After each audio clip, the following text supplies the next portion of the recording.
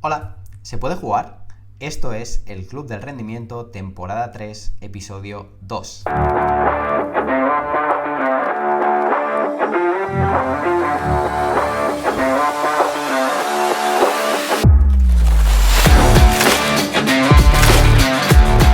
Hoy tenemos a Marc Calderón, una persona especial que ha hecho algo que yo creo que es imposible que vuelva a hacer otra persona. Ha estado en las dos de las canteras más importantes de Cataluña, como son Joventut de Badalona y el Barça. Ha estado 20 años en la Peña en dos etapas diferentes y entre medio estuvo 8 años en el Barça. Eso es raro, es difícil, pero ¿quién ha vivido tantas experiencias como él? Y luego estuvo 2 años más en la selección catalana. 30 años entrenando a futuras estrellas, jóvenes de élite, que muchos han llegado a estar en ACB, NBA. Ricky Rubio, Mario Zonja son algunos de los que han pasado por sus manos.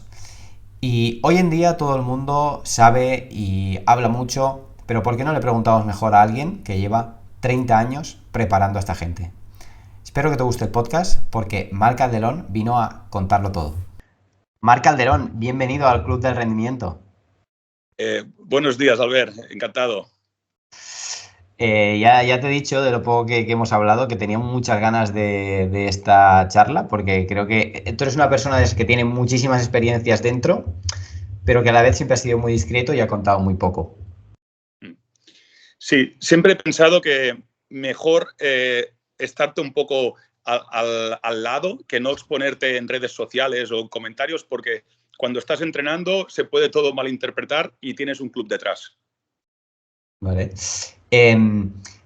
Yo la sensación que tengo, o sea, te lo he dicho, es que tú y yo nunca hemos interactuado, compartido un mismo espacio, pero yo creo que estoy muy influenciado por ti, porque al final venimos del mismo sitio, hemos tenido mucha gente en común, hemos estado incluso a veces en el mismo club en momentos diferentes. Y creo que eso es lo guay también de ser de Badalona, o por lo que me gusta mucho ser de aquí, ¿no? Porque hay gente que incluso en algún momento es tu rival o parece que no te cae muy bien y esto no es el caso contigo, ¿eh? Pero es que en el fondo también forman parte de ese contexto tuyo. No sé si tú también lo has vivido así muchas veces. Sí, al final el básquet es como una familia y si le sumas Badalona, pues aún más. Y muchas veces pienso que tenemos una idea de alguien que no conocemos y muchas veces es equivocada, aunque según cómo actúe te lo puedes imaginar, ¿no? Pero sí que es verdad que tú y yo no hemos hablado nunca y seguramente después de este podcast pues nos conoceremos mucho mejor y sabrás más quién es, porque a veces son personajes, pues quién soy yo como persona, ¿no? Y lo que pienso. Es que una vez he hablado con un agente que se llama Jaime Alonso, no sé si le conoces, y que ¿Sí? al final es el que organiza el torneo de la Roda U12 y hace, bueno, muchas cosas porque es inquieto. Y él un día me decía, y además me lo decía justo aquí en Badalona porque fue la Copa del Rey, me decía, claro, Albert, es que a mí me gusta mucho esto como vosotros, pero yo soy de Albacete, ¿sabes? Entonces el tío me lo decía como muy orgulloso, pero decir, yo nunca he tenido la oportunidad de interactuar con tanta gente como vosotros aquí, hasta que no fui más mayor y salí y empecé a viajar. Entonces, claro, nosotros hemos tenido esto desde siempre. Sí. Al final, seguro que no es nada es casualidad en la vida y cuando un entrenador de la NBA es de Badalona, como Jordi Fernández, como, yo qué sé, ayudantes de la ACB, como Paco, como Dani Miret, entrena, es que es infinito, no es casualidad. Nosotros estamos muy influenciados por dónde nacemos, con quién nos relacionamos y el hecho de ser de Badalona pues nos ha servido para ver gente que sabe mucho y ir cogiendo conocimientos y cómo transmitirlos. Y un poco es lo que yo me he encontrado desde que tenía 14 años y lo que he intentado hacer también después para las nuevas generaciones. 100% de acuerdo. Y entonces, de lo poco que hemos interactuado o hablado antes de hacer el podcast, me ha dado la sensación de que hostia, eres un tío muy directo, muy claro, muy conciso. O sea, creo que no dices una palabra de más, pero tampoco dices una de menos. Entonces, no sé si entrenando también crees que eres así. Mira, si tuviera que definirme, yo creo que no soy de dar sermones, entonces, pero sí que soy de dejar las cosas muy claras. Yo siempre he pensado que tienes que ser una persona con mensajes que el interlocutor entienda, es decir, que tienes que hablar su idioma y cada jugador habla su idioma, cada entrenador, cada árbitro, y tú tienes que saber con quién hablas. A partir de aquí, o te extiendes más o te extiendes menos, según cómo sabes que recibe el mensaje. Porque tú trabajas en banca, ¿no? Tú trabajas en... Sí, yo llevo casi 20 años ya trabajando en banca y lo he compaginado siempre con el básquet. Claro, porque no sé hasta qué punto también, por ser un perfil igual más financiero, ¿no? De tener como las cosas bastante claras y qué decir. O sea, no sé hasta qué punto ahí se parece bastante tu trabajo en un banco a la forma en la que tú llevas equipos o entrenas o te comunicas o gestionas las cosas. Mira, al final pienso que el éxito en la vida es cómo te relaciones y cómo sepas ser una persona que transmite, que se preocupa por los demás y que no es egoísta y es humilde, ¿no? Entonces, el trabajo en la banca, pues al final te relacionas con gente y por mucha carrera que tengas, y lo paso en el básquet, por muchos conocimientos que tengas, como no sepas transmitir con las personas que tienes que hacerlo, no funciona. Entonces, yo creo que con el básquet y con mi profesión laboral, pues una de las cosas que me han funcionado son estas. Y bueno, volviendo a todo esto del básquet, que te he dicho antes que siempre hemos estado muy cerca y a la vez muy lejos. Tú entrenaste, yo soy del 89 y tú entrenaste a mi generación, le entrenaste a la generación del 90 y toda esa gente que algunos pues son amigos míos. Y claro, tú entrenaste a muy buenos equipos y a muy buenos jugadores. Pero en ese momento, yo a ti siempre te he visto como entrenador, desde siempre. Luego también me gustaría saber por qué tú te has conservado tan bien, porque yo te veo igual que en ese momento y yo no he evolucionado tan bien como tú. Pero en ese momento, que al final tampoco llevas tantos años entrenando, pero siempre se decía, o yo escuché, no sé si tú llegaste a escuchar esto, es que Marc Calderón no sé si es muy bueno, pero es que siempre entrenan los mejores. Así es muy fácil, ¿no? Entonces, como parecía que te quitaban mérito de lo bueno que tú eras porque eran muy buenos los que tú entrenabas. No sé Sí. cómo viviste tú esto o te llegó a ti o... Me gusta mucho esto que has dicho, porque al final, con los años, siempre pensé, hostia, lo mejor que me pueden decir como entrenador es que con este equipo cualquiera. O sea, yo lo pensaba, con este equipo cualquiera. Quiere decir que ha funcionado, que has ganado y que has formado y que encima tenías un muy buen equipo. O sea, para mí este es el mejor piropo que me podían decir. Al final, cuando eres entrenador, ya lo ves en el equipo profesionales, ¿no? El que recibe siempre es el mismo, es el entrenador, el que no sabe, el que por qué no pide tiempo, etcétera, etcétera. Y al final tú va dentro del sueldo, ¿no? Cuando estás allí ya sabes que la crítica fácil es para el entrenador. O sea, mentalmente tienes que ser fuerte en esto. Entiendo que detrás de eso también hay una parte grande de la gente que lo dice, pues de envidia, seguramente, ¿no? Y luego en el largo plazo, pues al final hablábamos antes, has entrenado durante 30 años, 20 en la Peña, 8 en el Barça, que eso ya lo comentaremos luego, pero o sea, creo que el largo plazo te da la razón de sobras. Pero en ese momento, que tampoco no te puedes justificar o defender, incluso tampoco tiene mucho sentido que lo hagas, pero tú al final son los comentarios que escuchas. ¿Tú eso cómo lo vives? ¿O hasta qué punto te influye o incluso influye a la gente que tú estás entrenando, ¿sabes?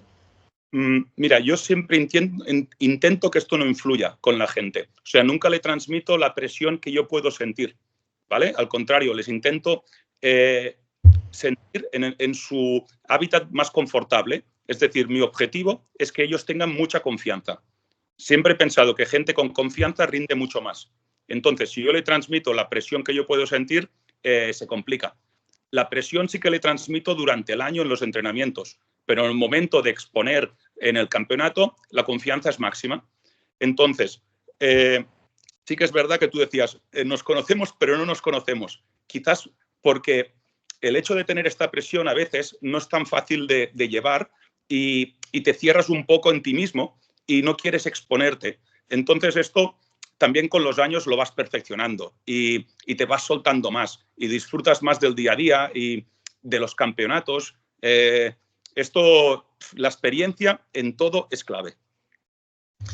Y tú has estado en la Peña pues unos 14 años, luego en el Barça 8 años y luego has vuelto a la Peña 6 años más y en total pues son esos 28 años. O sea, eso es raro, ¿no? Estar en esos dos clubs tanto tiempo y saltar de uno. Yo creo que eso no lo ha hecho nadie más y no sé si lo va a hacer alguien más eso.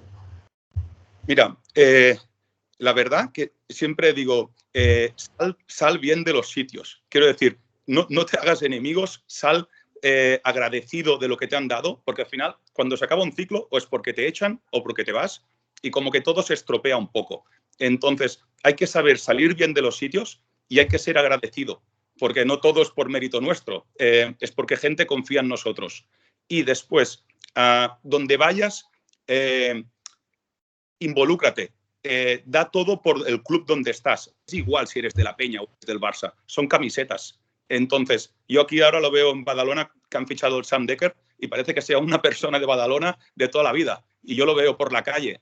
El éxito es darlo todo por donde estás y ser agradecido.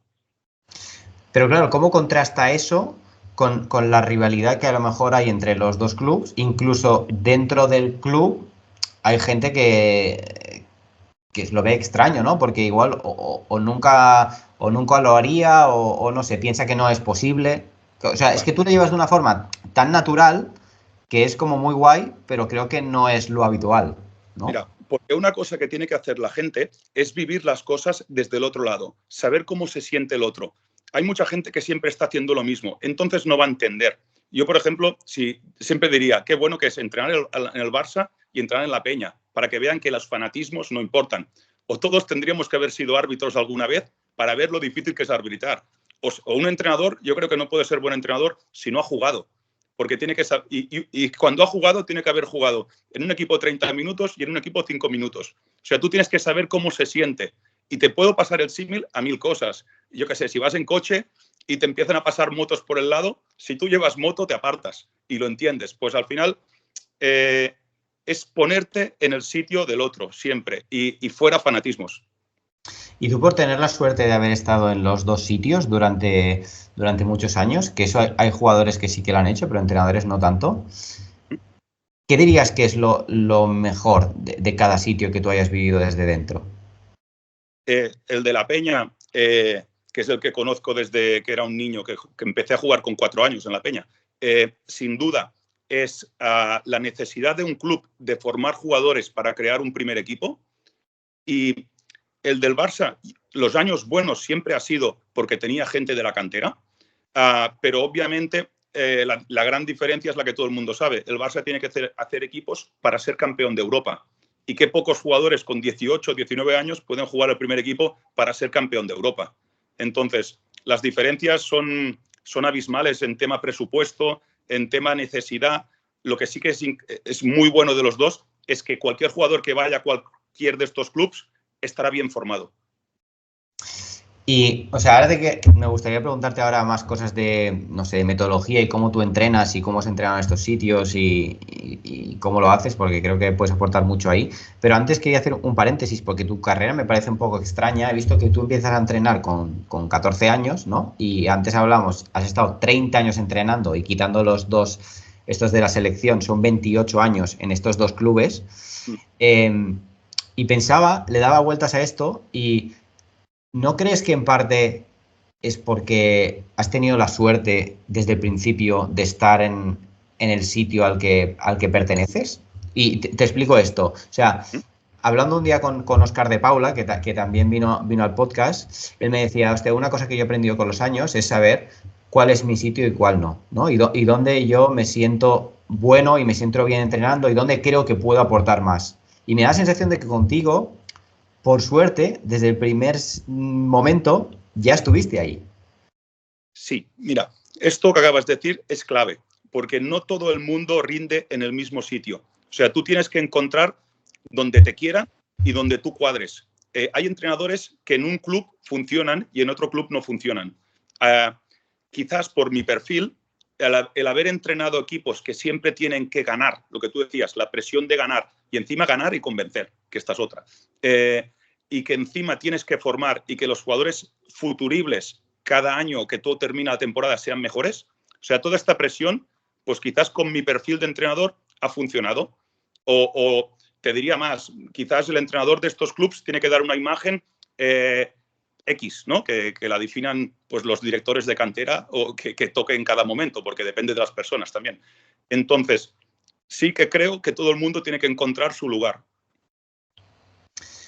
Y entonces, volviendo a esto de la Peña y el Barça, ¿cuánto había de ti en cada proyecto o en cada club? ¿Y cuánto había de ese club en tus equipos? Porque al final entiendo que hay un mix de que tú aportas tu esencia, pero luego te tienes que adaptar un poco al sitio donde vas, ¿no? Sí, otro error de los entrenadores que tenemos a veces es pensar bueno, te diría, ¿qué es pensar? ¿Vale? A veces pensamos demasiado. Yo tengo 1000 ejemplos, pero me viene ahora a la cabeza, pues cuando entrenaba a Lude Hackanson, que era cadete y yo entrenaba al junior, pues no conseguía pasar medio campo votando porque los juniors de la Peña le robaban el balón, que estaban pues Didac Cuevas, todos estos así más agresivos, ¿no? Entonces, si yo le decía al jefe de cantera, es que Lude no vota bien, no sabe votar, pues a mí me decía, mira, Marc, este jugador nos cuesta mucho dinero, es una inversión, es lo que hay. O sea, yo creo que como entrenador tú no tienes que decir excusas, tienes que ejecutar. Entonces, obviamente, sí que tienes que pensar qué hacer para que este jugador o lo que diga el club funcione, que aquí es cuando tú le pones tu pincelada de creatividad y de etcétera. Pero, sobre todo, que no le demos más vueltas en cosas que no hay que darle. Ya. Y luego, o sea, respecto a la Peña, mucha gente siempre hace como cábalas de cuál es el éxito de la Peña, por qué este sitio es tan especial y si hay esa parte, ¿no? De necesidad a veces en algunos momentos del primer equipo tirar de gente joven, ¿no? Y que a veces igual si tuvieras más presupuesto tendrías esa necesidad igual o no. Pero hay una cosa de que muchas veces no se habla y que yo creo que es la clave, y tú como lo has vivido desde dentro, me gustaría que lo contaras, que yo creo que uno de los éxitos de la Peña es que desde el primer día que tú entras ahí a jugar o a entrenar, todo el mundo convive en apenas, no sé, 20 metros de distancia, ¿no? Y tú puedes entrar el primer día y sentir que no eres nadie y te estás cruzando con el mejor jugador del primer equipo cada día que va a entrenar, porque incluso para ir al parking tiene que pasar por delante de tu pista de, de entrenamiento, ¿no? Y yo siempre he pensado que si no hubiera esa configuración logística o incluso entrenaran más separados, a lo mejor sería diferente. ¿Tú qué piensas? Pues pienso que una de las claves del éxito es esta, es el vínculo que hay, entonces el jugador no lo ve tan como imposible. Al final, en la Peña se trabaja muy bien el talento, que esto, claro, sin trabajar muy bien el talento no lo consigues. Entonces, lo que tú dices de la proximidad hace que el jugador... Hay muchas veces que dejamos una cosa porque la vemos como imposible. Y quizás mucha gente se queda por el camino y lo podría conseguir. Y allí, como tienen referentes muy próximos que lo están haciendo, se suben al carro. Pues como le puede pasar ahora al Barça de fútbol, por dar un símil. Y encima, que sabes que es la pista de al lado, que incluso aún me acuerdo que creo que Ricky Rubio debutó en un entreno porque estaba allí viendo un entreno. O sea, que hay muchas cosas que, como tú dices, es muy familiar. Claro, es que a mí muchas veces me han preguntado, oye, ¿tú no trabajas con nadie del primer equipo de la Peña, con ningún jugador y tal, siendo de Badalona y que conoces a mucha gente de allí? Y le digo, es que creo que es el sitio donde es más difícil que yo trabaje con un jugador del primer equipo, porque los jugadores del primer equipo que han subido hasta ahí lo sienten tan suyo que es como que están en su casa y juegan casi en el primer equipo igual que en el cadete, ¿no? Y a veces sí que esos jugadores cuando salen fuera se encuentran en una realidad totalmente diferente y se tienen que adaptar. O sea, pero veo muy difícil a esa gente que está ahí dentro. No sé, creo que lo tienen todo tan normalizado porque desde el principio lo han visto así. Creo también es una clave del éxito de lo que pasa ahí. Sí, al final, tú también has dicho ahora que a veces hay que salir de allí para acabar de formarse. Yo creo que una de las cosas también buenas del método este de trabajo, que te lo paso al Barça o donde sea, es que hacer jugadores como entrenador que los pueda entrenar cualquiera. O sea, yo creo que cuando acaba el año hemos de diseñar un tipo de jugador que sea capaz de entrenarse por cualquier tipo de entrenador y que encima lo hagas lo más polivalente posible para que limite lo mínimo posible los sistemas del primer equipo. O sea, es una de las funciones que creo que también se trabajan muy bien. ¿Y eso cómo lo haces? Porque mira, justo ahora te quería preguntar por tu método o cómo planteas tú el entrenamiento o el desarrollo del jugador y ya iremos paso a paso en todo. Pero justo esto que has dicho, ¿cómo lo haces tú? Mira, primero hay que conocer muy bien quién es cada jugador, ¿vale? Entonces, a partir de allí, claro, con los años se te acostumbra a la vista, ¿eh? Ves solo un calentamiento de un equipo y yo ahora me dicen, ves a ver un partido, veo el calentamiento y ya visualizo ese jugador que hay que trabajar y dónde puede llegar, ¿no? Pero ya si eres el entrenador propio, entonces pienso que es tarea de las dos, de entrenador y del club. O sea, el club tiene que marcar qué quiere y a partir de aquí, pues montarse periodos de no muy largos para ver objetivos, ¿vale? También hay una cosa muy importante que es visualizar qué progresión física tendrá, porque esto también lo tienes que reubicar en una posición u otra. Entonces, a partir de aquí, creo que hay que tener talento, porque el jugador tiene que tener talento, pero el entrenador tiene que tener mucho talento, porque si no tiene mucho talento, estas cosas, por mucho que te las expliquen, cuesta verlas, ¿vale? O sea, creo que hay que hablar mucho con gente que tenga la vista acostumbrada para que te dé inputs que al final tú ya sepas visualizarlo por tú solo. Y respecto a esto que comentas, ¿ha cambiado mucho tu forma de entrenar de los inicios hasta ahora? ¿O hay unos pilares básicos que siempre han sido los mismos y han ido cambiando detalles o simplemente te has ido adaptando al sitio donde estabas o a los jugadores que entrenabas? Creo que hay unos pilares que se han ido pasando año a año, pero sí que es verdad que cada año que pasa pensaba, ¿cómo es que el año pasado no hacía esto? ¿Sabes? O sea, y yo creo que esto es muy bueno. Quiere decir que hay una progresión también de entrenador, ¿no? De decir, ¿cómo puede ser que he entrenado tantos años y esto no lo hacía? Y a partir de aquí te diré que detrás está la persona y la persona es la misma, con más experiencia o menos, que esto influye mucho, pero si la persona es la misma, vas a transmitir ¿qué? Detalles tácticos, técnicos que van cambiando, sí, pero al final el entrenador se va a parecer mucho. Igual que los jugadores, que a veces están en cadete y el típico de fútbol que coge muchos rebotes, pues es senior y los coge igual. Quiero decir que no cambiamos tanto. Y en tu caso, ¿esos pilares cuáles son? ¿Cuáles son tus, no sé, tus cosas fundamentales que si yo voy a entrenar a un equipo, esto tiene que estar? Mira, pienso que tienes que ser muy justo. O sea, no puedes dejarte jugadores por el camino. Hay que ir todos juntos y tienes que tratarlos todos igual, pero no todos son iguales. Entonces, ¿cómo te diré yo? Hay que marcar muy bien los roles. Sí que decir qué jugador tiene un rol y qué otro, y que ellos, dentro de ese rol, se sientan lo más importantes y felices posible. ¿Vale? Hay jugadores que se lo cuestionan más y jugadores que se lo cuestionan menos. Aquí tienes que ir ayudando. Pero sobre todo, en el día a día, ser muy pesado con los detalles. O sea, yo, por ejemplo, como entrenador, odio los partidos porque los partidos van corriendo y yo no lo puedo parar. Entonces, me es muy difícil terminar un partido y estar feliz. Tiene que ser un partidazo. En cambio, en un entreno, como yo puedo parar siempre que veo algo que no me gusta, lo paro. O sea, soy pesado. Pero soy pesado, pero no de chapas, ¿eh? O sea, no sé si me explico. Y entonces, si tú eres pesado con los detalles, hay un momento pues que las cosas se van entendiendo y el jugador hace lo que tiene que hacer. Pero ¿eso significa que te gusta controlar el juego más de lo que es posible o que no dejas que se construya de una forma inadecuada para que no se cojan hábitos que no quieres? Lo digo porque la línea entre eso es como muy fina, ¿no? De decir, claro, yo no dejo que la cosa fluya, pero es que tampoco quiero que se construya de la forma equivocada. La línea es muy fina, pero ellos tienen que saber qué es un buen tiro y qué es un mal tiro. Entonces, o qué es un buen pase y qué es un mal pase, qué es un buen bote, qué es un mal bote. Entonces, tú tienes que dejarlo esto súper claro. Y yo no quiero que hayan dos penetraciones seguidas. Quiero que el balón llegue al poste bajo. O sea, tienes que ser muy pesado y parece que esto le estás como privando de libertad al jugador y no es así.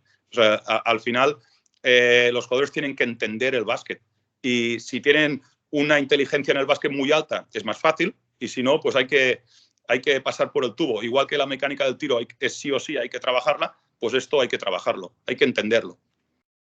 Mira, es que lo que acabas de decir, yo creo que hoy en día se vende como mucho ese dejar jugar y dejar fluir y tal, porque para hacer lo que tú dices, el primero que tienes que tener las cosas claras eres tú como entrenador. Y creo que lo que pasa es que muchos entrenadores que no tienen las cosas claras, y entonces lo camuflan en voy a dejar que jueguen para, ¿sabes? Es decir, que para poder hacer lo que tú haces, tú primero tienes que hacer un trabajo bastante serio de definir qué es lo que quieres. Y eso es lo que muchas veces falta, ¿no?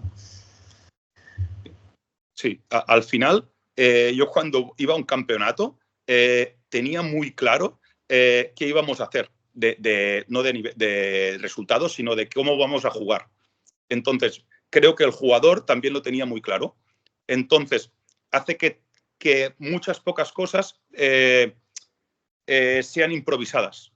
Que, te digo, soy un entrenador que da mucha libertad, o sea, que no se entienda una cosa con la otra, pero es que tú no les puedes dejar correr. O sea, no les hay muchas normas detrás que la gente de fuera no las ve. No las ve porque son muchas horas de entrenamiento, lógicamente. Y a nivel de resultados no me ha ido mal y a nivel de formación de jugadores tampoco. Quiero decir, si miramos un poco los resultados para valorar un trabajo, pues esto me ha funcionado y lo he seguido haciendo igual hasta el último día. Y vinculado con esto, o sea, hoy en día es como que, bueno, el debate este analítico global me parece que es obsoleto, porque al final la solución es beber de los dos sitios y utilizar lo que más te interesa en cada momento, pero al final el Barça creo que ha ido cambiando como la metodología en función de la dirección y lo que se quería hacer, ¿no? Igual la Peña siempre ha mantenido una línea más constante a lo largo del tiempo. Y la Peña, en general, tiene una forma de hacer muchísimo más analítica de lo que hoy en día se predica en todas las redes sociales, ¿no? Y de lo que se supone que tienen que hacer, ¿no? Y mucho más metódico y mucho más tal. No sé si tú también te sientes identificado con eso. Entonces, me hace gracia porque es el contraste de lo que en un sitio funciona, lleva funcionando como muchísimos años, pero lo que luego se predica en otros sitios, que es lo que hay que hacer, es todo lo contrario. Y está claro, que no hay una única fórmula que sirva. Pero me hace gracia que lo que a veces se critica como malo, ¿no? Es lo que le ha dado éxito a uno de los mejores sitios. Sí, es que ¿tú qué te estás refiriendo? ¿A que se deja en la Peña? ¿Es más analítico? ¿En qué sentido? A la hora de plantear el trabajo, los ejercicios, parece que las cosas están como, pueden parecer incluso que están como más descontextualizadas porque están más segmentadas fuera del juego, ¿sabes? No hay un juego tan libre a partir de aquí que construimos. Pues un poco lo que tú decías, ¿no? O sea, yo voy, desgloso todo en partes y voy haciendo y hasta que no tenga claro esto y refuerzo mucho esto y hasta que esto no esté bien machacado, tal, no lo puedo hacer. Entonces a veces tengo la duda de si eso solo se mantiene tan fuerte ahí porque hay una notoriedad tan fuerte que tienes que aceptar todo lo que... Porque dices, joder, es que aquí hay éxito, ¿sabes? Si me dicen esto lo tengo que hacer. Y no sé hasta qué punto sería transferible en otro sitio esa metodología, porque ahora haces eso en otro sitio y te matan. Pues mira, esto que has dicho, yo creo que es una de las claves del éxito, que es ser analítico por partes. O sea, tú haces un 5 contra 0 en un entreno y dices, wow, qué chulo, qué bien jugamos, extra pass. Haces el 5x5 y a la defensa te quita de los sitios y parece, no sale nada, ¿no? Entonces, ¿qué quiero decir?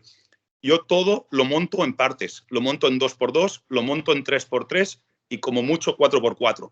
Entonces, tú vas aparte de la técnica individual del 1x0 o del 2x0.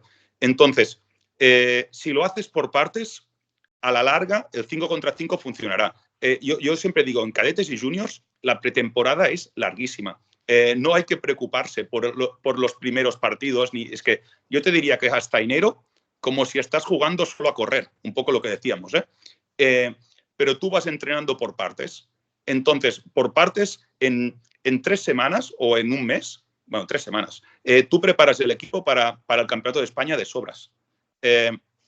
Siempre lo he hecho así, en el sentido de que en canteras que todo es pretemporada y todo es ir formando y el jugador mejora mucho más porque entiende, claro, tú no le puedes meter allí a hacer un 5x0 porque lo van a hacer como robots, sin entender.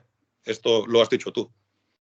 Me hace bastante gracia que un tío que lleva 30 años entrenando, ha ganado no sé cuántos campeonatos de España, de Cataluña, hasta las elecciones y tal, diga, me da igual que mi equipo esté hasta enero solo corriendo y luego en cambio en otros equipos se trate como si fuera, no sé, un equipo profesional el que tiene que estar todo preparado al mes 2, ¿sabes? Claro, yo a veces a veces ahora me llaman entrenadores, como ahora estoy sin entrenar y es como tengo un discurso totalmente más libre y más, pues no tengo ni la ambición ni la humildad, o sea, la humildad, ¿no? Y me dice, mira, Marc, he preparado esto y me enseña un blog así de cómo estaba trabajando creo que era un infantil. Y yo digo, vale, hostia, hay que simplificar. O sea, ese blog a mí me lo traduces. O sea, yo no me lo voy a leer para decirte qué me ha parecido. ¿Qué quieres, no? Y entonces, ¿cómo le vas a explicar esto a los jugadores? Que los jugadores buenos son los que lo hacen fácil. Y el Luka Doncic, pues parece fácil, pero entonces yo creo que los entrenadores buenos son los que lo hacen fácil. Y hay que saber simplificar las cosas. Si no, ¡pum!, te estalla la cabeza y nadie entiende nada. Mira, pues ahora igual te voy a sorprender porque, claro, como al final sabía tan pocas cosas sobre ti, le pregunté a alguien que ha sido ayudante tuyo recientemente y le digo, a ver, ¿qué me puedes decir de Marc? Porque yo es que estoy bastante perdido, no sé nada sobre él. Y le pregunté a Marta Santiago, que es alguien con quien has compartido en la selección y en los últimos campeonatos, que habéis ganado la medalla de oro. Y me dijo una cosa muy curiosa, a ver qué opinas tú de esto. Me dice, mira, yo es un tío que tenía muchas expectativas cuando vino, porque claro, ha entrenado a tanta gente tan buena y ha ganado tantas cosas y tal. Y cuando vi que empieza a entrenar, digo, pero ya está, esto es todo lo que hace este tío. Y entonces ahí me di cuenta que alguien realmente bueno es el que es capaz de hacer de una forma sencilla las cosas que son complejas, ¿no? Y me dice, creo que lo que sabe mejor hacer es saber priorizar y qué decir en cada momento, a quién, cuándo, cómo, qué, y bueno, me destacaba mucho esa parte de los detalles, que además tú es la que has comentado antes. Entonces, ¿esto es algo que va contigo o es algo que has aprendido o cómo has llegado hasta aquí? Mira, yendo un poco a Marta, otra crack, la Marta, súper buena entrenadora, yo te diré que quien quiera aprender, que no venga a ver un entrenamiento de la selección catalana cadete, porque es que no va a aprender lo que cree que va a aprender. Entonces, yo lo que tenía claro con la selección catalana cadete, como siempre había entrenado a la Peña y al Barça, y se iban a entrenar muchos domingos, y llegaban al lunes y estaban muertos. Y yo digo, ¿pero por qué los machacan tanto en el entreno del domingo si los jugadores están en forma? Los jugadores se están formando. Ellos quieren, yo siempre lo miraba desde fuera, ¿eh? Y como se me dio la oportunidad de entrenar a la selección catalana, yo tenía muy claro que lo único que quería era cohesionar roles y saber qué era un buen tiro, qué era un mal tiro, la defensa, etcétera, etcétera, ¿no? Entonces, los entrenamientos no tenían ningún tipo de carga física. ¿Por qué? O sea, si solo quería que supieran qué queríamos. Entonces, quizás por eso Marta al principio le impactó un poco más. Pero al final el resultado, en ese sentido, para mí era solo ganar el oro y que los jugadores tuvieran un buen recuerdo. Y encima, si les podía ayudar a ser mejores jugadores, pues me alegro. Ella me dijo otra cosa que también creo que lo explica bastante. Me dice, es que si tú vinieras a ver un entreno nuestro desde fuera, dirías, ¿y este entreno? Pero si tú pudieras escuchar desde dentro lo que se dice y los detalles, dirías, este entreno es la hostia. Entonces me remarcó eso. Tiene muy claro lo que quiere hacer. Y eso a veces es como la diferencia, pues lo que te he dicho antes, ¿no? Entre unos entrenadores y otros. Sí, y aquí también los entrenadores que están empezando,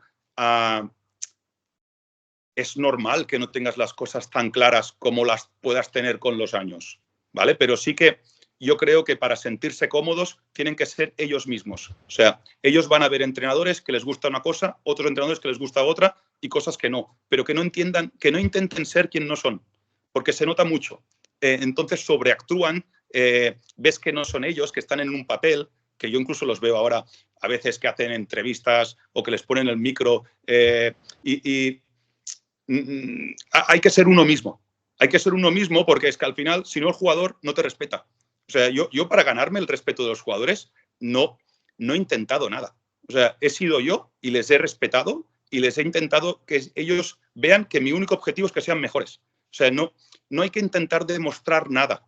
Hay que ser uno mismo y hacerlo lo mejor posible. Mira, justo eso te quería preguntar, de cómo tú transmites tu idea, la haces llegar a los jugadores, conectas con ellos y haces que confíen en ti, porque yo creo que ahora mismo estás en un punto donde tú tienes una trayectoria y una notoriedad que es fácil, ¿no? Confiar en ti de entrada, pero al principio igual no era tan así. Entonces, no sé, tú entrenas a un Ricky Rubio, Lude Hanson, como has dicho antes, o Mario Zonja, ¿cómo haces que esa gente confíe en ti y genera ese respeto que tú dices, bueno, intento hacerlo de una forma natural, pero claro, algo tendrás que hacer para que pase lo que tú quieres?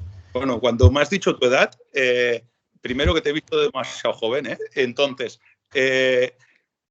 yo el primer que entreno era el del 89 y claro, yo tenía unos nervios diferentes a los que puedo tener ahora si me dicen que entreno en cadete. Pero es que solo era yo mismo. Y si le preguntas a alguien de esa generación del 89 qué le gustaba de mí o no sé qué, que al final, yo te digo, una de las mejores valoraciones que tú quieres para saber si tu fórmula funciona o no es la valoración que hagan tus exjugadores de ti, ¿vale? Porque al final son ellos los que te están viviendo. Ya no te digo si habla bien de ti uno que jugaba menos, y entonces ya es la hostia.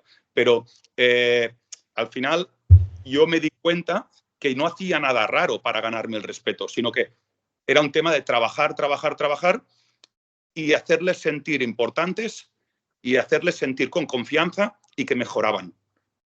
Nada más.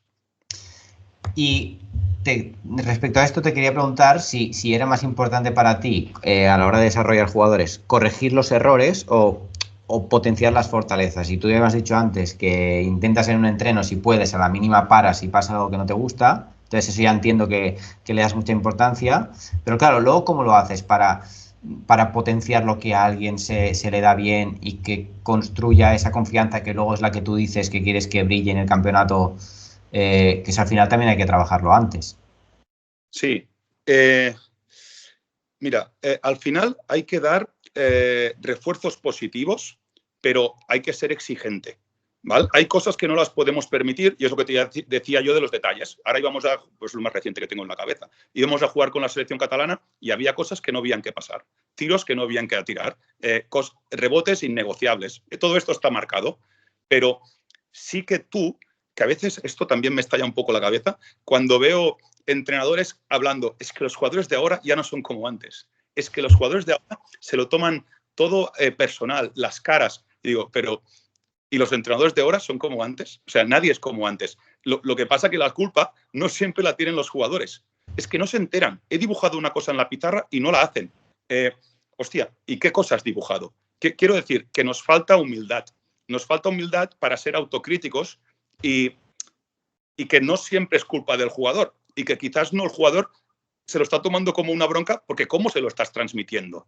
Quiero decir que triunfarás si tú te sabes ver a ti mismo y si sabes ver cómo él recibe tu mensaje. ¿Y cómo eres capaz de encontrar ese balance o ese equilibrio entre desarrollar jugadores a largo plazo sin dejar de competir en el día a día? Porque además en tu caso que tú me dices, mira, pues yo tengo bastante paciencia y me da igual si hasta enero me paso solo corriendo. Pero claro, ¿eso cómo lo haces para no dejar de competir todos los días o cada fin de semana?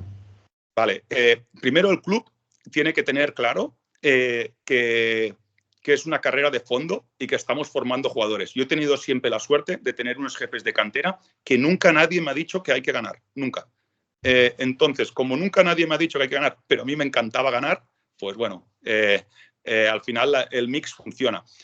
Pero los resultados a corto plazo con equipos como Peña y Barça son engañosos, porque yo al final, si tengo un equipo de altos y quiero jugar el Campeonato de España con los altos, pues tendré que sufrir durante el año poniendo a jugar todos los altos. Estos equipos tienen pequeños que arrasan, pero si yo juego con los pequeños y gano de 100, después en el campeonato voy a necesitar los... O sea, no sé si me explico. Es como hay que empezar con lo que sabes que al final te funcionará.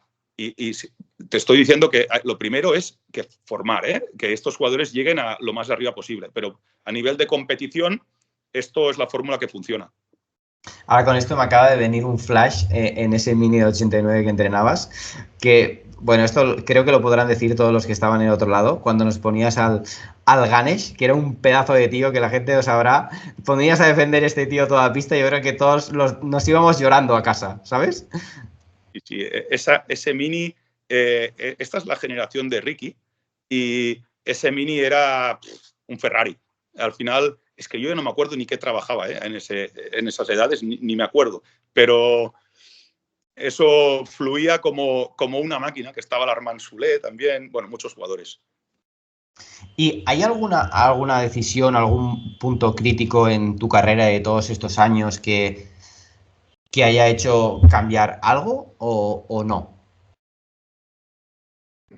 ¿O que te ha hecho replantear todo o...? Mira, solo te diré que una de las cosas que quizás me han ido por la cabeza es el tema del compaginar mi situación laboral con la de entrenar. Porque al final tú vas a tener éxito si enfocas tu vida hacia un camino, que no quiere decir que lo tengas. También te digo que mentalmente es mucho más duro solo tener un camino, porque no tienes válvulas de escape. Pero sí que es verdad que quizás si yo hubiera enfocado mi carrera si yo hubiera hecho los pasos que hay que hacer para ser profesional, pues no sé dónde estaría ahora, no tengo ni idea. Pero es la única cosa que quizás, no es muy bien la pregunta que me estabas diciendo, pero es la única cosa que me ha hecho pensar. Sí, no, al final era una pregunta totalmente abierta para que fueras donde quisieras. Pero mira, vinculado con esto, que te iba a preguntar si alguna vez te habías planteado ser entrenador profesional o dedicarte solo a esto. Esta conversación también la tuve con Eva Aresté, que es una árbitra profesional que también vino al podcast hace un tiempo. Y al final es una tía que es ingeniera aeronáutica y nunca ha querido dejar su trabajo. Pero el hecho de compaginar las dos igual también le ha perjudicado a veces, ¿no? Podría haber llegado más alto solo si fuera árbitra o incluso podría haberlo hecho mejor en el sentido de, claro, si yo solo vivo para una cosa, también me hace ser un poco más frágil, ¿no? Y me viene también a la cabeza esos entrenadores con los que tú muchas veces también has convivido o has jugado en contra, que su vida dependía de baloncesto y no tengo nada más y como me vaya mal el baloncesto no sé qué hacer, o gente que al final pues el baloncesto era otra pata de su vida. Hay una cosa del básquet que no me gusta, es que el peaje para situaciones como la mía es demasiado complicado. ¿Qué quiero decir? Esto, por ejemplo, en Estados Unidos no pasa. Los entrenadores son remunerados mejor con categorías base. Claro, ¿por qué un entrenador tiene que sufrir para llegar a ser profesional económicamente quiero decir, ¿por qué no, aunque sea joven? No, es que eres muy joven. No, si es joven y es bueno, hágale. Y que él pueda dar, si tú confías en él, desde el principio, demuéstralo. Entonces, esto quizás en el mundo del básquet no pasa. Y la gente que tiene que pasar por unos momentos que no sé por qué tienen que ser tan complicados. O sea, yo si fuera de los que manda, apostaría fuerte por quien yo creo que vale. Y a partir de aquí pienso que quizás conseguiríamos más entrenadores de más nivel. 100%. Es que eso, yo ahora decías esto, también me lo he planteado a veces, ¿no? Y lo que pasa que cuando me preguntabas antes, ¿tú a qué te dedicas o cómo has encontrado tu camino? Pues lo he intentado redefinir para seguir vinculándome a lo mismo, pero intentando evitar lo que veía que no me gustaba, ¿no? Yo cuando pasé esos 2-3 temporadas en la Peña, que en ese caso estaba en el rol de preparador físico y veía las condiciones, no solo de la Peña, sino en general y cómo se vivía y tal, digo, pero yo para qué he estudiado tantos años, o sea, ¿qué estoy haciendo aquí? Si esto es una basura y me costó muchísimo y ese junior, que lo hablábamos antes, ese junior de la Peña que entrenaba Paco Redondo y que estaba Alberto Abalde y toda esta gente, igual es uno de los mejores juniors de la historia de la Peña. Y digo, pero ¿y yo qué estoy haciendo aquí? Entonces, tener esa doble dualidad de estar en un sitio tan bueno, pero a la vez ver que tiene tan poco recorrido a nivel profesional. De hecho, yo dejé la Peña, pensaba, es imposible que pueda ir al Barça, ¿no? Pero bueno, ya hay gente que sí que ha podido, no es imposible. Y me fui a vivir a Londres. O sea, me fui a vivir a Londres un año porque me resultaba más fácil cambiar de país que ir a otro club donde igual ganaba más dinero o podía hacer alguna otra cosa tal, pero que no iba a aprender más o no iba a... Entonces, hostia, ahí yo me tuve que replantear muchas cosas de decir por dónde seguir. Y creo que hay mucha gente o entrenadores como tú que la solución que han encontrado es esa, ¿no? Decir, yo mantengo mi carrera y no voy a renunciar a ella, pero si puedo encajar esto con el baloncesto, pues voy a vivir las dos.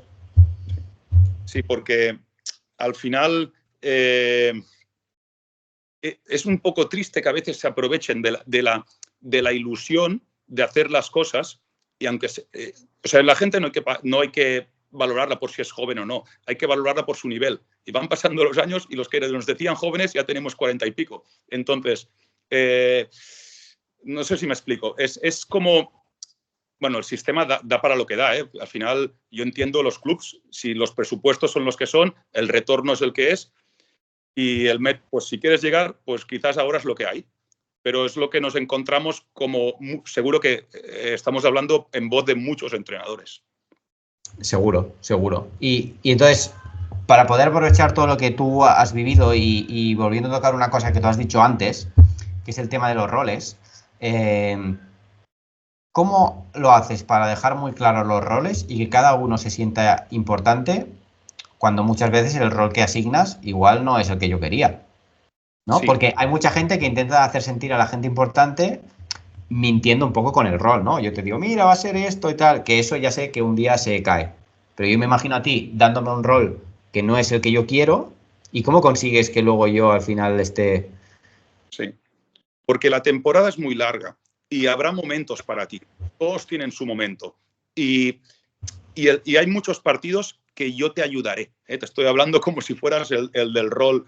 Perfecto. Y cómo te dándote más minutos. Ese día te aplaudo mucho. O sea, yo tengo que conseguir que tú te vayas a casa con ganas del lunes, te estoy llevando el día del partido, con ganas de venir el lunes a entrenar. Y sé que algún día te irás medio llorando. ¿Vale? Pues yo te voy a poner, igual que te aprieto, te voy a poner el hombro y te diré, ven, Albert, ¿cómo te sientes?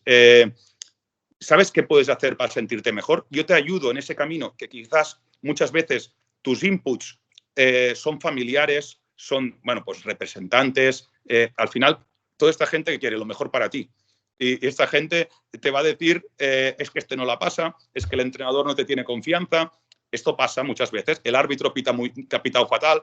Entonces, yo te tengo que ayudar a que tú tengas una lectura de más para ti mismo, no por la influencia de gente tan importante en tu vida. Entonces, es que es muy largo. Es muy largo y sobre todo, para ser entrenador, siempre tienes que tener mucha energía para todo esto. Si no, no entrenes. ¿Y tú cómo has vivido el desarrollo de jóvenes talentos? Porque, por ejemplo, por decir dos muy destacables, Ricky Rubio y Mario Zonja no tienen nada que ver uno con el otro. Entonces, entiendo que tu comportamiento o este player development tampoco puede ser el mismo. ¿Cómo te adaptabas tú a cada caso? Pues mira, como tú dices, cada jugador es un mundo y no los compares y no intentes que uno haga las cosas que hace el otro. Entonces, a partir de aquí, mira qué hacen, qué les cuesta más. Por ejemplo, Mario, pues en defensa no estaba, ¿no? Pues yo tengo que ir enviando mensajes para que Mario cada vez defienda más. Ricky, que quizás no tiraba tanto. Pues Ricky, ahora vamos a este partido obligatorio tirar X triples. O sea, cada uno es una historia. Es que cada uno es una historia. Pero tú trátalos con mucha normalidad. Y ya que el entorno les da un estatus tan diferente, también hay que protegerlos. Porque a veces lo que nos pensamos que son unos chulos, no son unos chulos. Es que les falta confianza y actúan de una manera. Es que en verdad, mucha gente desde fuera, yo cuando voy a un partido de la Peña y empiezan a criticar a los jugadores, me vuelvo loco. Cuando empiezan a criticar al entrenador, aún más. Y siempre les digo que es muy difícil, que es que no mete una, qué malo. pero ¿qué piensas? ¿Que te iba a fallar? O sea, la gente se cree que todo es muy fácil y todo es muy difícil. Y ya no te digo entrenar. Entrenar me parece súper difícil. Entonces, yo creo que entre nosotros nos tenemos que proteger y ayudarnos, que es un poco ahora lo que hago como exentrenador. Sí, estoy 100% de acuerdo y entiendo que a veces tras esa máscara como de más chuleta y tal, pues hay es inseguridades, ¿no? O una forma de protegerse. Pero claro, habiendo estado tantos años en Peña, Barça, selección, seguro que también te ha tocado pues gestionar ese ego de pequeñas estrellitas o de que gente está inflándole la cabeza tal y que luego te lo comes tú. Te quería preguntar eso, tú cómo lo has gestionado y también si ves diferencias entre los primeros años de cómo se comportaba la gente y cómo se comporta ahora, por lo que decías de todos hemos cambiado. Mira, no veo diferencias y te diré por qué. Porque yo vería diferencias si yo fuera el mismo de hace 30 años. Al final, nosotros tenemos que ir creciendo con lo que va pasando. Si tú quieres triunfar, tienes que estar siempre al día. Entonces, los jugadores no son los mismos, pues tú no puedes ser el mismo. Hay que evolucionar. Entonces, los egos siempre van a estar los egos y que estén, porque si no hay ego, pues muchas cosas faltarán. Yo ahora me faltaba ego como entrenador, pues bueno, ego no me faltaba energía, porque si no, no juegas para ganar, ¿no? Quiero decir, al final Mario tiene mucho ego y esto le ha hecho ser el jugador que es. El ego tiene que estar y nosotros lo tenemos que trabajar para que sea en la parte más positiva posible. Y que no falte, ¿eh? Yo cuando veo entrenadores que hay cosas que no me gustan, pienso, pero si yo hacía lo mismo a veces. Y con los años, yo cuando veo dos entrenadores que acaba el partido y no se dan la mano, digo, hostia, pero ¿qué hacen? Que se den la mano, si esto es básquet. Entonces, pero los entiendo porque también he pasado por momentos de pensar cosas que no tocan. Bueno, es la idea. No, me encanta esto que acabas de decir porque creo que muchas veces tú quieres moldear al jugador o al trabajador porque así es más fácil para ti, ¿no? O sea, en el fondo, si tiene menos ego, también es más dócil, pero igual le perjudicas en su personalidad, su carácter, y luego todo el mundo quiere que alguien se atreva a tirar el último tiro o sea valiente cuando las cosas van mal. Entonces, me encanta la respuesta que has dado, pero ahí te quería preguntar, ¿cómo lo haces para, respetando su esencia, moldearlo para que no le perjudique, pues en primer caso a él, y luego al equipo, y luego al objetivo de este colectivo que tenemos? Pues ahí es que tú lo has dicho, es sin ego. Yo decía, vas a jugar un partido y el jugador se asusta. Con ego es, aquí estoy yo, venga, a ver qué rival viene. Y esto es muy importante. ¿Cómo lo hago para que moldear ese ego? Hay que manipular en la parte positiva. Es decir, tú tienes que enviar mensajes. Es que no sé, yo no soy psicólogo, pero al final pienso que un entrenador tiene que saber mucho de psicología y tú tienes que, creo que también tienes que haber sentido esa sensación previamente para saber qué mensajes funcionan y qué no, ¿vale? Y no sé cómo explicarte. Vale, y ¿podrías decirme, por ejemplo, esto a veces desemboca en otras cosas y no tiene nada que ver con el ego, pero a veces hay conflictos? O seguro que has tenido conflictos en los equipos. Entonces, tú los conflictos, ¿cómo los afrontas y cómo los gestionas? Con bastante tranquilidad. Quiero decir, un conflicto, ¿quieres decir entre jugadores, por ejemplo? Sí, por ejemplo, un conflicto dentro del equipo de cualquier tipo. O sea, si piensas en algún caso concreto y quieres explicar la anécdota o la historia sin dar nombres o, no sé, para aterrizarlo en un caso práctico, pero lo decía en general, un conflicto dentro del equipo que seguro que has vivido. Pues conflictos, pues hay conflictos porque al final ellos no se eligen. Yo les digo siempre, mira, nosotros 12 no nos hemos elegido, son los que nos tocan, es como la familia, es la que te toca. Entonces, tenemos un objetivo que es llevarnos lo mejor posible y tenemos un objetivo que es competir y ayudarnos. Entonces, ¿verdad que la familia te la quieres mucho y no la eliges? Pues aquí igual, no nos elegimos, pero nos tenemos que querer. Entonces, durante el año no le doy muchas vueltas a esto. Es como, venimos a entrenar, y va pasando sin que yo lo diga. Y sí que en el campeonato es la primera vez que nos empezamos con cosas que yo no soy muy fan, pero venga, familia, no sé qué, es como, ¡paf!, haces un extra que te da la fuerza pues para que cuando la meta al otro te la sientas como tuya, ¿sabes? Pero durante el año tampoco le he dado muchas vueltas. Pero eso quiere decir que a veces, por ejemplo, te haces el tonto o miras hacia otro lado porque no te interesa poner la atención en algo, porque a veces cuando le pones la intención le das más importancia. Con los años me hago más el tonto. Al principio no. Al principio como que lo quería tener todo controlado. Era increíble. O sea, no sé por qué tenía preparador físico, no sé por qué tenía delegado, no sé por qué tenía nada. Entonces empecé a aprender que el preparador físico podía montar las cargas y no sabía hacerlo. Y Marc, es que no, perdona, pero es que... Y ahora después, con los años, entendí lo de las cargas, entendí el delegado, entendí todo y lo delego. Y entonces, ahora cuando dicen una hora para ir a desayunar y no me parece bien, ya no digo nada. Porque pienso, ese tío ha estudiado muchos años para decirme, ¿y yo quién soy para decirle si él ha estudiado para eso? Y entonces he tenido preparadoras físicas buenísimas, delegados increíbles y entonces eran ayudantes, sobre todo, y ya no me lo cuestiono. Y pues, vale, me hago el tonto y ya no pienso. Y yo creo que es una de las cosas que hay que saber aprender, a delegar. ¿Y serías capaz de decirme 3 cosas que hayas aprendido de 3 jugadores diferentes? Y que digas, buah, este jugador me enseñó esto y creo que no me lo hubiera enseñado otra persona.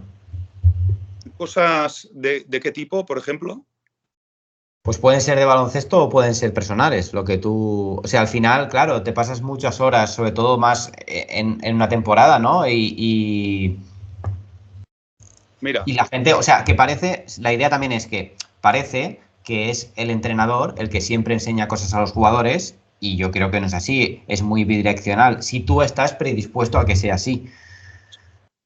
Muy buen apunte, porque nosotros aprendemos mucho de los jugadores. Yo soy quien soy por lo que he aprendido de mis jugadores, aparte de otras cosas, y cada año aprendes de sea quien sea. Es que, claro, te podía dar ejemplos de Ricky, pero es como siempre dar ejemplos del bueno y no es verdad.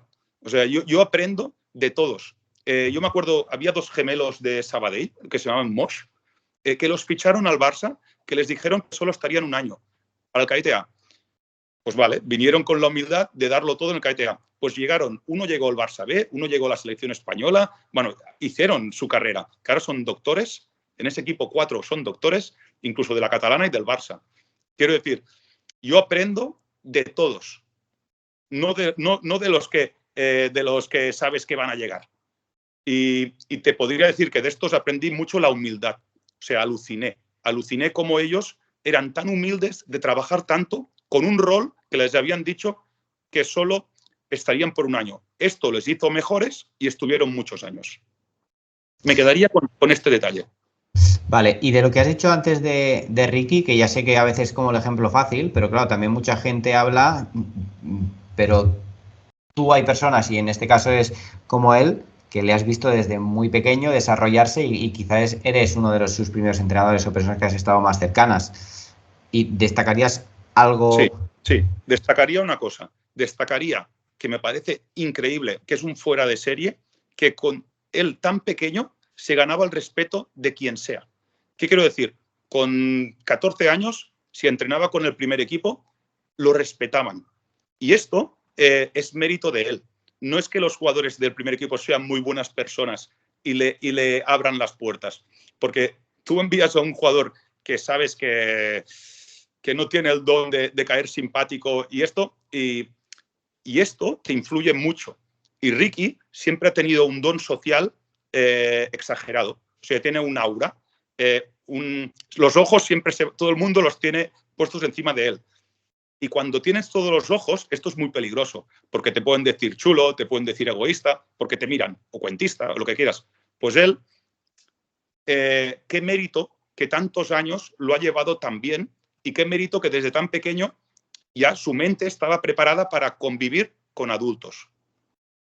Eso de Laura estoy 100% de acuerdo. De hecho, siempre lo digo. Creo que tiene una aura especial, que él no ha hecho nada, pero tiene como un imán que genera una atención y un respeto y un tal que no sé cómo lo hace. Y vinculado con esto, todas estas cosas también muchas veces relacionadas con el talento, que tú has entrenado a gente muy talentosa, que lo tiene y que parece que tiene un don que le viene dado. ¿No has entrenado a nadie que tenga la sensación de que a veces tiene miedo de perder ese talento? Porque cuando tú, el típico jugador que es como más trabajador y se lo ha construido, sabe que lo ha construido, sé cómo lo he hecho, si lo pierdo lo puedo volver a hacer. Pero cuando yo tengo un don o algo que me han dado o un súper talento, yo he visto muchos deportistas profesionales que no disfrutan porque tienen miedo de perderlo y a veces tienen miedo de exponerse y jugársela porque, claro, si yo renuncio a hacerlo, es como, no quería. Pero si yo lo hago y la cago, hostia, igual es que ya no tengo esos poderes. Sí, el miedo es durísimo. Y el miedo existe, al que tú creas que tiene más confianza, también tiene miedo. O sea, todos tienen miedo, tenemos miedo. Y no conseguimos más cosas por el miedo. Lo que pasa que también es una cosa que hay que tener. O sea, vivir sin miedo es de locos. Y tú cualquiera que veas que se va a la línea de tiro libre y falla en un momento importante, lo que sí que es verdad que como entrenador, para mejorar eso, tienes que crear el miedo entre la semana. O sea, yo genero miedo, pero no miedo hacia mí, ni miedo a... ¿Cómo te diría? Genero presión. No puedes fallar esto. Pero ¿cómo has perdido este balón? Entonces, lo que hago es generar el miedo para que cuando llegue el momento, ellos sepan convivir con esto. Sí, sí, 100%. Y por ir cerrando pues un poco temas, porque si no podríamos estar aquí 5 horas, pero me gustaría destacar un poco lo que tú has dicho de esos jugadores que no llegan, ¿no? O que se quedan por el camino y que parece a veces como un fracaso y yo a veces lo veo como un éxito de vida brutal. Tú has dicho antes, por ejemplo, Armand Soler, que es una persona que conozco bastante, y yo siempre tengo en mente una cosa. Él no llegó a ser jugador profesional, pero claro, él vivió la élite, jugó con Ricky muchos años, hizo amigos para toda la vida, fue a la selección española, compitió a un nivel... Yo me acuerdo de la frase que él siempre me decía, bueno, que gracias a haber ido a la selección y todo eso, él pudo elegir la carrera universitaria que quiso sin una nota de corte. O sea, eso parece una tontería, pero a lo que tú has renunciado muchos años por igual por el baloncesto, igual te vuelve, ¿no? O los hermanos Moes que dices, son doctores. Yo estoy seguro que esos doctores a nivel profesional, habiendo vivido todas estas experiencias, son mucho mejor Sí. que si no las hubieran vivido. Entonces, Sí. tú seguro que has visto 50.000, pues Sí. me gustaría que compartieras aquí cómo lo ves. He visto muchos más así que los otros. Lo anormal es lo otro. Aquí yo digo, el básquet es un lujo. Es un lujo para nosotros y para los jugadores, porque te acelera la formación. Cuando te llegue el mundo laboral, cuando te llegue el mundo adulto, tú ya has vivido unas experiencias que el básquet o cualquier deporte de equipo, que te avanzan mentalmente, cosas que van a pasar en tu vida, ya las has vivido en el básquet. Entonces, esto es una ventaja. Y yo siempre digo, el éxito es llegar al máximo que tú puedas. Siempre hay que poner un listón a cada jugador y exigir con ese listón. Entonces, si tú has llegado a tu máximo listón, chapó, contentos, un aplauso para quien sea. Y por cerrar todo este tema de jugadores, ¿hay alguna anécdota, alguna historia, algún proceso de mejora de algún deportista que te haya marcado y que digas, buah, estoy agradecido de haber visto esto de cerca porque...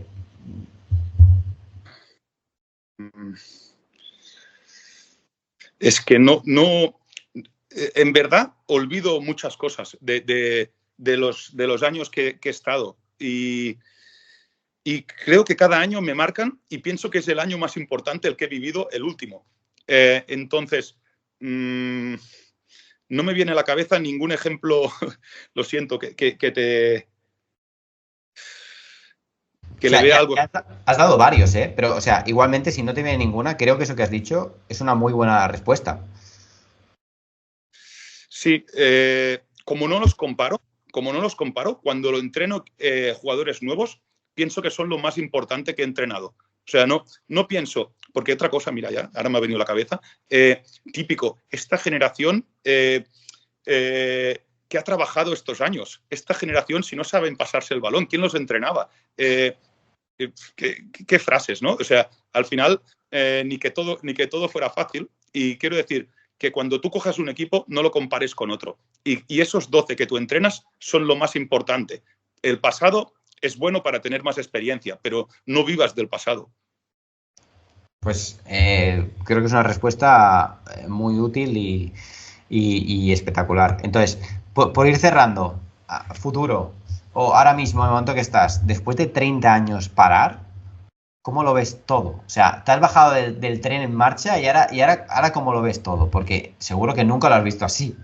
Nunca. Nunca lo he vivido así y te diría que estoy alucinando. O sea, después, no sé cuánto tengo tiempo para la familia. Llego y la niña está despierta y la veo por la mañana bueno, cosas que antes no podía. Y también tiempo para mí, que yo creo que el entrenador es un poco solitario y no nos dedicamos todo el tiempo a nosotros, para nuestras amistades, nuestra familia, nuestro bienestar físico y mental. O sea, hoy tengo partida de frontón y gimnasio y esto, o fin de semana libres, es que es duro, es duro. Entonces, ahora estoy en un momento que valoro mucho tener ese tiempo, es la bomba.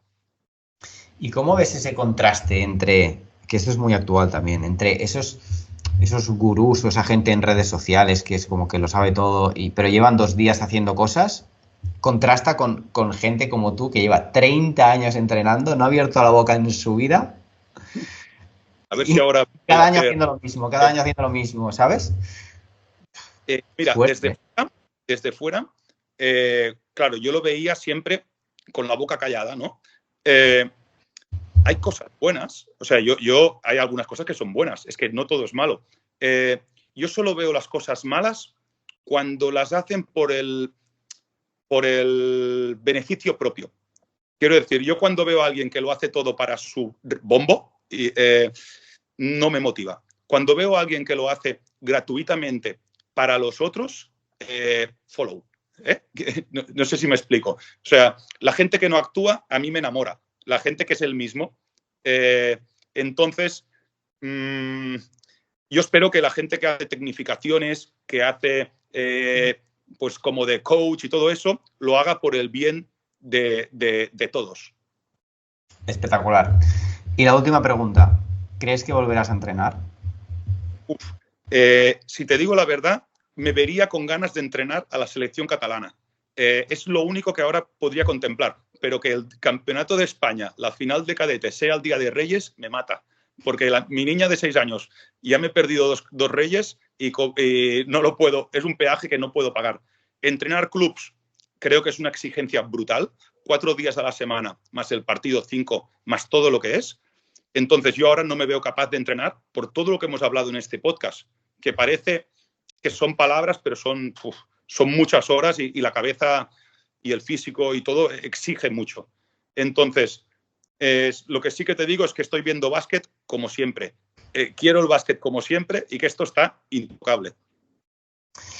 Pues nada, hasta aquí. Yo creo que está bien dejarlo aquí. Ha sido muy, muy completo todo. Hemos hablado de mil temas. Agradecerte muchísimo la predisposición, ponerlo tan fácil, compartirlo todo. Al final se te ve que eres un tío apasionado, humilde y que tienes tantas cosas que contar, que aunque no hayas hablado nunca, creo que es a esta gente a la que hay que ponerle un micro delante, ¿sabes? Y que cuente cosas. Así que por mi parte, súper, súper agradecido. Y yo siempre dejo que esto pues, lo despida el invitado como quiera. Así que tú cierras esto. Pues, Albert, un placer. Yo no era mucho de escuchar podcast, ¿eh? Ahora que tengo más tiempo escucho podcast. Y tengo que decirte que es muy importante la gente que elijáis. Que hay veces que gente se pone delante para salir en los podcasts y sí que es verdad lo que has dicho tú, saber buscar esa gente que nos suma. Bueno, pues hasta aquí el episodio de hoy. La verdad es que podríamos haber estado 5 horas más porque tenía preguntas infinitas, pero creo que ha sido una charla espectacular. Empápate de todo lo que ha dicho Marc. Es difícil a veces escuchar a alguien con tantas experiencias vividas y que hable de una forma tan natural. Espero que te haya gustado el podcast. Ya sabes, si quieres estar más cerca nuestro, saber qué pasa en nuestro día a día, siguientes episodios, cuándo van a salir, quién va a venir, apúntate a la newsletter que tienes el enlace en la descripción. Nos vemos en el siguiente.